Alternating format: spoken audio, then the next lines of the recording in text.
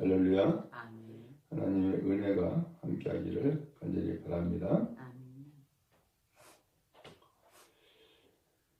아멘. 하나님께서는 우리의 인생길을 정하시고 또 인도하십니다.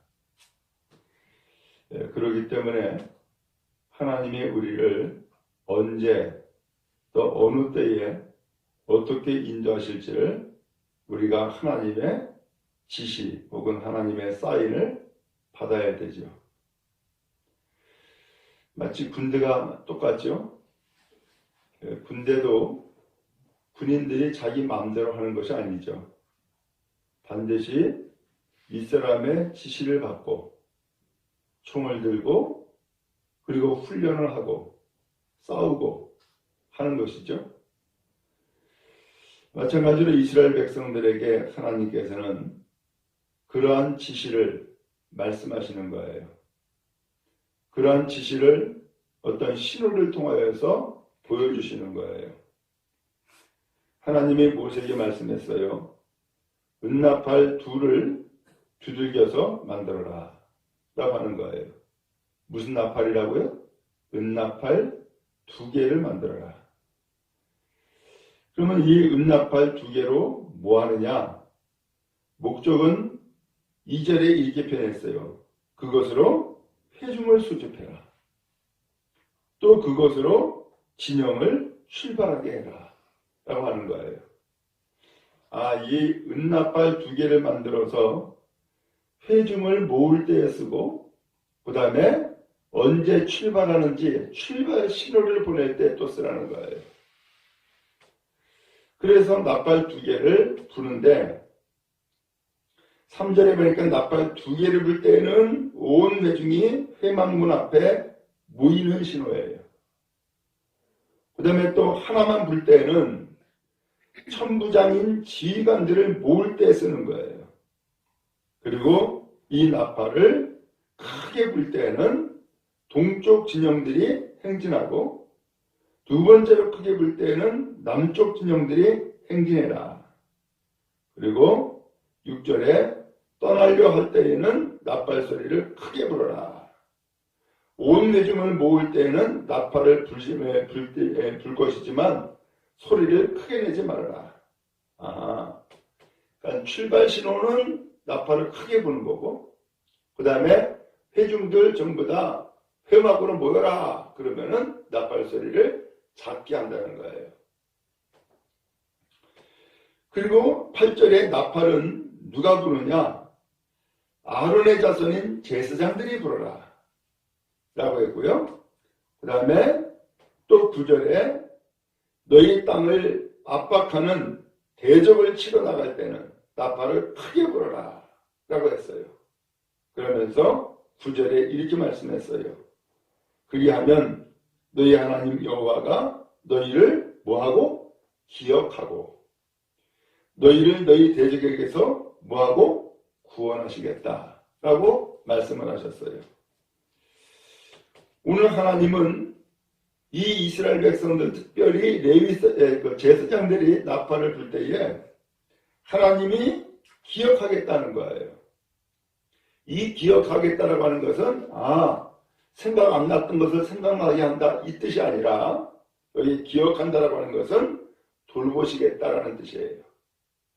나팔 소리를 듣고서는 하나님이 이 이스라엘 백성을 돌보시겠다는 거예요. 그 다음에 또 하나는 너희 대적에게서 구원하시겠다. 구원하리라 라고 말씀을 하셨어요. 그리고 10절에 가서 또 너희의 희락의 날 그리고 너희가 정한 절기 그리고 초하루에는 번제물 드리고 화목제물을 드리며 나팔을 불어라. 그로 말미암아 너희의 하나님이 너희를 기억하시리라. 너희를 돌보실 것이다. 라는 말씀을 하셨어요. 오늘 이 나팔은 은나팔 2개라고 그랬는데 이 은나팔 2개는 뭐예요? 결국 하나님의 사인 혹은 말씀이었다는 것을 알게 되죠. 그리고 더 나아가서 하나님께서 너희를 기억하고 구원하겠다라고 하는 이 말씀을 통해서 보니까 이 나팔은 뭐예요? 오늘 우리의 기도, 부르짖음이네요. 그래서 오늘 이 나팔 둘은 결국은 하나님의 입장에서는 우리에게 말씀하시는 거고 우리의 입장에서는 하나님 앞에 부르짖어 기도하는 것이네요. 바로 이것이 은나팔 두 개의 사인이었던 거예요. 이것으로 이스라엘 백성은 회중을 모으기도 하고 진영을 출발하기도 하고 또 하나님 앞에 그야말로 절기를 지킬 때에 이 나팔을 통하여서 하나님 앞에 예배하기도 하고 그리고 전쟁이 나면은 이 나팔 소리를 통하여서 하나님께서 이스라엘 백성을 돌보시고 구원하시겠다라고 하는 그러한 사인이기도 했던 거예요. 오늘 여러분 우리의 신앙생활이 똑같아요. 하나님께서는 우리에게 말씀해 주시고 알려주시기를 우리에게 두 기둥이 있다는 거예요. 하나는 말씀이고 또 하나는 기도라는 거예요. 신약성경에 보면은 그 초대교회에 과부를 돌보는 일로 인하여서 교회에 좀 문제가 생겼죠. 왜 히브리파 과부들은 다 구제해주고 헬라파 과부는 왜 구제해서 뺐냐 라고 하는 문제 때문에 교회가 좀 혼란해졌어요. 그때에 사도들이 정했죠. 7명의 집사를 세우고서는 7명의 집사들이 이렇게 과부를 구제하는 거라든가 혹은 봉사하는 것은 집사들이 다 담당하시오. 그리고 사도들은 오직 말씀과 기도에 전념하겠습니다. 라고 해가지고 교회의 문제가 해결되어지고 교회는 부흥하는 역사가 이루어지게 되었죠. 오늘 우리의 신앙생활도 똑같아요. 우리가 신앙생활을 하는데 무엇을 의지하고 신앙생활을 하겠어요? 여러분 신앙생활을 잘하는 길이 뭐예요? 어떻게 하면 우리의 인생이 하나님의 뜻에 합당한 길을 갈 수가 있는 거예요? 두 가지라는 거예요. 은나팔 두 개. 뭐라 그랬죠? 하나님의 말씀과 또 우리가 하나님 앞에 드리는 기도가 오늘 우리의 신앙을 이끌어간다 라고 하는 것을 이 말씀 통해서 우리에게 알려주시는 거예요. 그럼 여러분 은나팔 두 개를 만들어 준비했던 것처럼 오늘 우리가 이 시간도 하나님의 말씀을 듣기를 기뻐하고 더 나아가서 우리가 또한 하나님 앞에 부르짖어 기도함으로써 응답받는 복이 우리 모두에게 임하기를 주님 여러분 축복합니다. 그래서 하나님은 말씀하고 우리는 듣는 거예요. 또 우리는 부르짖어 기도하고 하나님은 응답하시는 거예요. 이 하나님과 우리와의 이 관계에서 이 말씀과 기도가 하나님과 우리가 소통하는 방법이고 길이었으며 오늘 우리를 축복하시고 인도하시는 하나님의 사인이었던 것이죠. 오늘 이것이 없으면은 신앙생활을 무엇으로 하겠어요? 그런 의미에서 우리는 이 신앙생활을 말씀과 기도로 한다라고 하는 것을 꼭 기억하고 말씀과 기도에 전념하는 우리의 성도 다 되어지기를 주님으로 축복합니다. 그 다음에 두 번째로는 이스라엘 백성들이 광야에 머물기만 하면 안 되잖아요.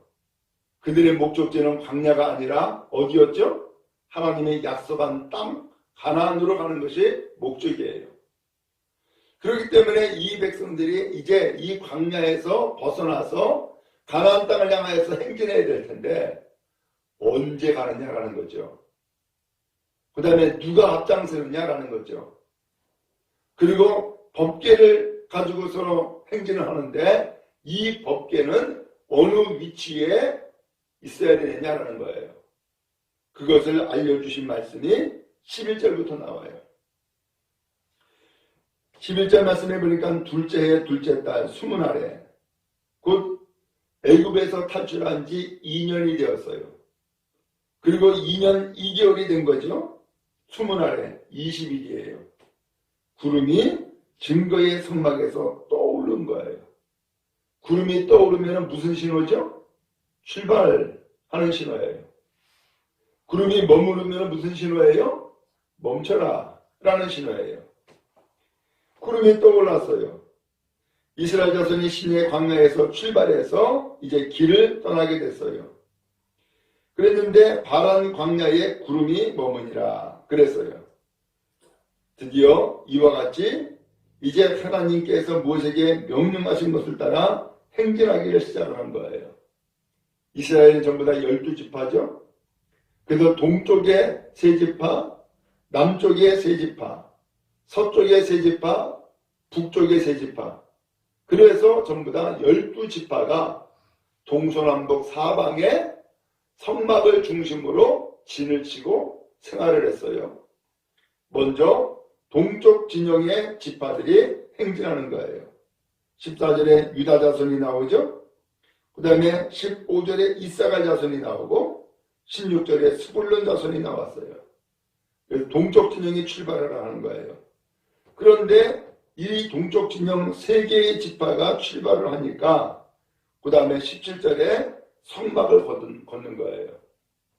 그리고 게르손 자손과 무라리 자손이 성막을 메고 출발했다라고 말씀이 나와요. 이제 이 성막을 메고 출발한 것은 이 게르손 자손과 무라리 자손이 이 성막을 각각 담당했기 때문이에요. 그래서 이 성막을 담당을 하는데 게르손 자손은 성막 자체를 담당을 했고 무라리 자손은 널판이나 기둥을 담당을 했어요. 그래서 이 성막을 전부 다 거두어가지고서 이제 출발을 한 거예요. 그리고 난 다음에 18절 말씀해 보니까 루벤 자손, 그 다음에 19절에 시므온 자손, 그리고 20절에 갓 자손이 출발을 했어요. 그러면 전부 다 몇 개 자손이 이제 출발한 거죠? 6개 자손이 출발을 한 거예요. 자, 그리고 난 다음에 21절에 고앗 사람은 레위의 자손 가운데 고앗 사람들이죠. 고앗 자손이 뭘 메고 갔어요?